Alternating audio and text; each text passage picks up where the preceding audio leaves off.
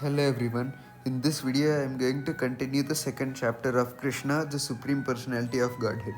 In the previous chapter, we saw how Lord Krishna instructed Yogamaya to appear as the daughter of Yashoda and Nanda in Vrindavana. Let us begin with today's video. In the Upanishads, it is stated, Nayam Atma Bala Hinena Labhyaha.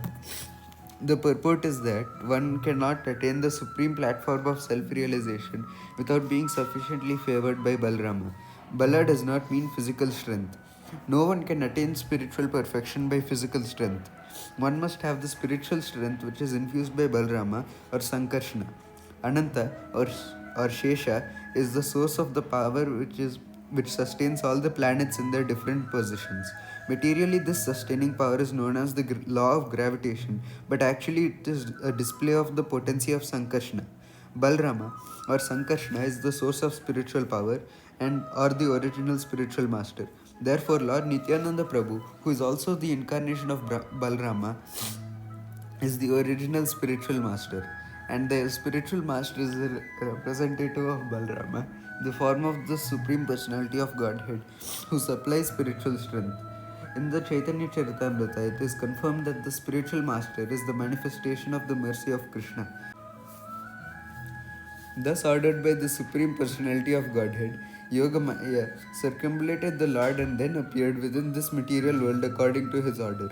When Yogamaya, the supreme power of the supremely powerful personality of Godhead, transferred Shesha from the womb of Devaki to the womb of Rohini, both Devaki and Rohini were under Yogamaya's spell, which is called Yoga Nidra. When this was done, people thought that Devaki's seventh pregnancy had been a miscarriage. Thus, although Balrama appeared as the son of Devaki, he was transferred to the womb of Rohini to appear as her son.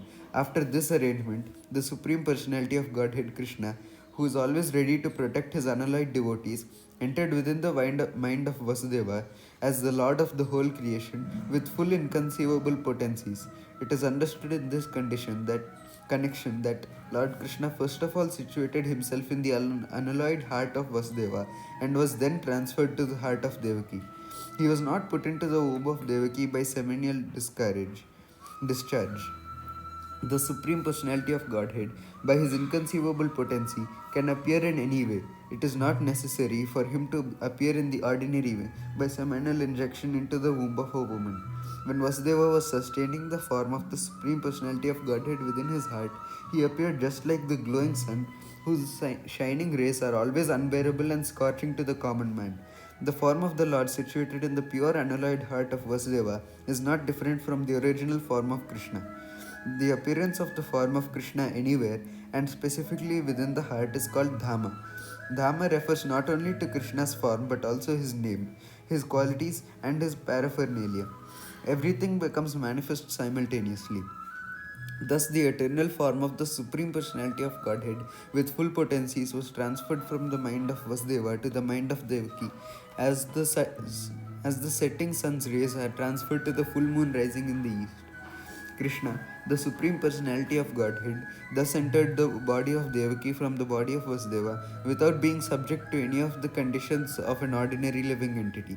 Since Krishna was there, it is to be understood that all his plenary expansions, such as Narayana, and incarnations like Lord Nrsimha and Varaha, were with him, and they were also not subject to the conditions of material existence. In this way, Devaki became the residence of the Supreme Personality of Godhead, who is one without a second and the cause of all creation.